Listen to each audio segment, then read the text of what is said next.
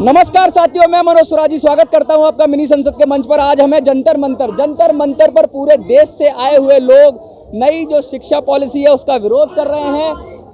यहाँ पे CCC ये गवर्नमेंट चला रही है। कमर्शियलाइजेशन, शिक्षा का बाजारीकरण, दूसरा सेंट्रलाइजेशन।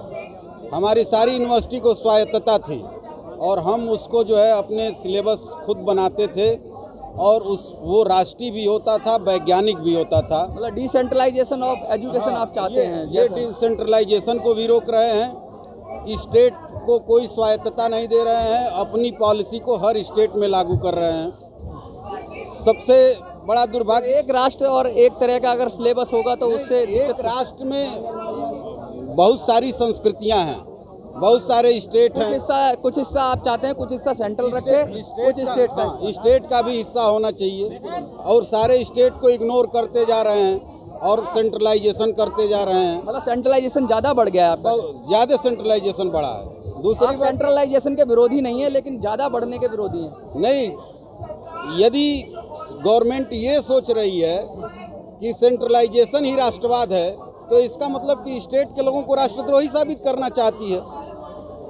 नेशनल एजुकेशन पॉलिसी में नेशनल शब्द छोड़ करके नेशन के लोगों के लिए कुछ है ही नहीं है और इतनी महंगी शिक्षा होने जा रही है कि मिडिल क्लास, लोअर क्लास और जो बिल्कुल डाउन ट्रोडन क्लासेस हैं उनके लिए शिक्षा बहुत महंगी हो जाएगी। IITs की फीस बढ़ गई, मेडिकल की फीस करोड़ों रुपए है, इलाहाबाद यूनिवर्सिटी की फीस बढ़ गई, DU की फीस बढ़ने जा रही है, सारी यूनिवर्सिटीज़ की फीस बढ़ रही है।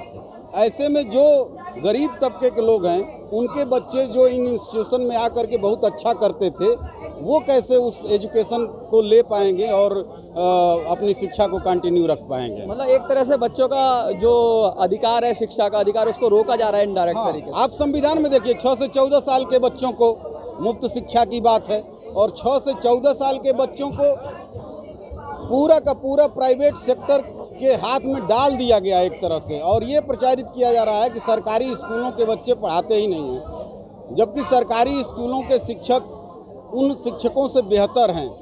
यदि सरकार के स्कूलों में बच्चे नहीं जा रहे हैं तो ये सरकार की जिम्मेदारी है कि अभी इक्वल फीस कर दें दोनों की और प्राइवेट इंस्टीट्यूशन और गवर्नमेंट की जो फीसें हैं इक्वल करें और उसके बाद देखें कि हमारे स्कूलों में बच्चे कितना जा रहे हैं। जनता से क्या अपील करना चाहेंगे आप? जनता से यही अपील करना चाहेंगे कि सरकारी स्कूलों में बेहतर शिक्षक हैं, अच्छी यूनिवर्सिटियों के प्रोडक्ट हैं, तमाम कंपटीशनों को पास करके आते हैं, लेकिन सरकार द्वारा प्राइवेट स्कूलों को बेहतर साबित किया जाए, जनसंघ के स्कूलों को बेहतर साबित करके सरकारी स्कूलों को बदनाम करके और उनके प्राइवेटाइजेशन की प्रक्रिया अपनाई जा रही है।